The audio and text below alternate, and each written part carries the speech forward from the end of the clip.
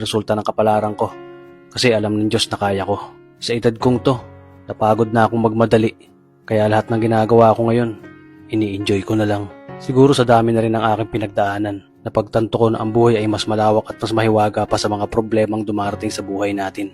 Tumatanda na tayo, baka sa kakahabol natin sa masagana at maayos na buhay, ay hindi na natin na-enjoy ang buhay.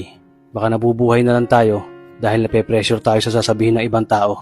Marami na rin akong mga naging maling desisyon sa buhay, pero lahat yun nagsilbing aral sa akin. At natuto ako sa mga pagkakamali ko. May mga taong sobra nating mamahalin at bibigyan ng halaga, pero ibabalik lang sa atin ay kabiguan at matinding trauma. Kaya wag nating lilingunin ng mga taong tulad nila, dahil mas payapa kapag hindi ka na interesadong malaman pa kung ano pang balita sa kanila. At wag mong idepende ang sarili mo sa kahit kanino. Tandaan mo, kahit sarili mong anino, iiwan ka din nito kapag madilim na ang paligid mo. Kailangan natin matutunan na huwag ikumpara ang sarili natin sa iba, dahil hindi natin laban ang laban nila. Karera mo to, di nila karera. Dahil ang buhay ay hindi naman nasusukat sa kung sino ang mayaman, kundi kung sino ang payapa. Kaya galingan mo lang palagi, tol, dahil napakaraming tao mapanghusga, hihilahin ka pababa. At lagi mo tong tatandaan na makakatanggap ka lang ng papuri mula sa kanila kapag patay ka na.